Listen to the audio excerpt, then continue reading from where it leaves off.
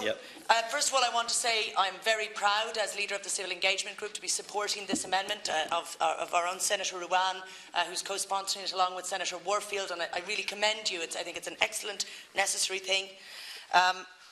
What we talk about here, we've heard a lot of talk, and I'm just going to address some of the points in the limited time we have here. We've heard a lot of talk about education, and I think rightly the government have been commended for the introduction of civil and political studies. But something that we heard earlier from young people, and that we've been hearing from young people, and I would say, I have to commend again the work of Owen Gilroy, who I know has led a lot of this work, and some of the messages and testimonies we've heard from the Secondary School Union, from the National Youth Council, from USI. Anybody who is engaged with these groups will see how ready they are, the depth of analysis. I will not be able to get across the strength of the arguments that they have had here, but there's so many arguments, from the most practical points in terms of registration processes, in terms of how we ensure people are present in our system and don't fall out of the system, because we have a huge issue where people do not tend to register because they may be in temporary address at the time, for example, when they reach 18. All of those practical points. But one of the points that they were raising was the civil and political studies. And they said we need to learn through doing. So the introduction of civil and political studies and putting that into practice, this is an opportunity to have that. Civil and political studies is partly about doing. People have that experience of voting, of discussing their vote, of engaging together. Senator Coffey talked about this concern on short-term thinking and in education. The dangers of short-term thinking, I will assure him, are certainly not an age-related issue. You talked about the 6 months off school. Unfortunately, if you offer the Irish public the option of tax cuts, they will often say yes, though I would hope that a longer reflection and thinking it through, they may decide to, in fact, look to the long-term interests.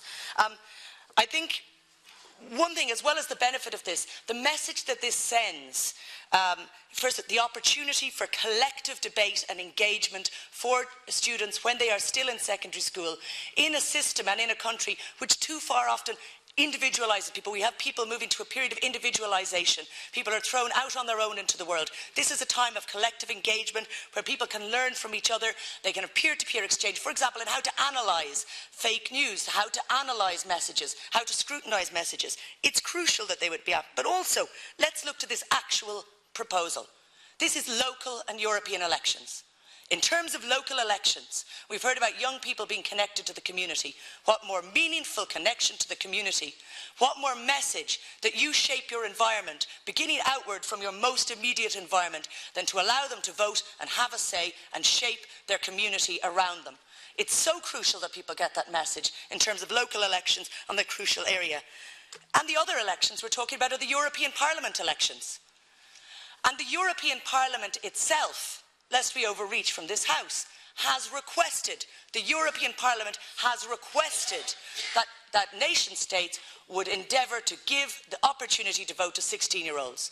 The European Parliament want 16-year-olds involved in the decision of who sits there. And the reason they want that is because they realise the future of Europe is crucially changing all the time.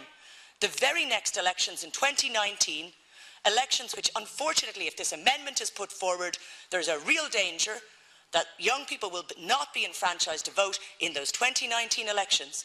Those elections, at a time of rising right-wing populism, at a time of talk of multi-speed Europe, they may shape the very future direction of Europe in which young people will live. And I would say in the case of Europe in particular, the time of disenfranchisement, it's not only that 16-year-olds need the right to vote, but we as a society need 16-year-olds to vote. It's crucial that they are engaged. We heard the messages from Scotland. There's nobody who couldn't be inspired by young voters such as Eva O'Donovan, I come to my moment of ending then. On a practical moment, we need engagement on this level. 2018 is the centenary of suffrage for women. The same bad arguments were thrown out as to why women shouldn't vote. 2019 are the EU elections. And the last point I would make is, we heard about making the case. The way we make the case is we bring in the legislation for the EU and the local elections. It is a legislative change. It's a one-page bill. We make that, and when people see it in practice, then we have the referendum for the Dáil elections. The way we make the case, I appeal to Fianna Fáil. If you are passionate about a Dáil vote, you know yourself, it's like with everything else when we have a progressive change. If we introduce the EU and the local elections, through this legislation, if we make it happen, and people see it happening in 2019, I assure you that the public will get behind the Dáil vote for 16-year-olds. That's how we make it happen, and you must not block it from happening. Thank you very much. I pass Thank to you, my Senator. colleague.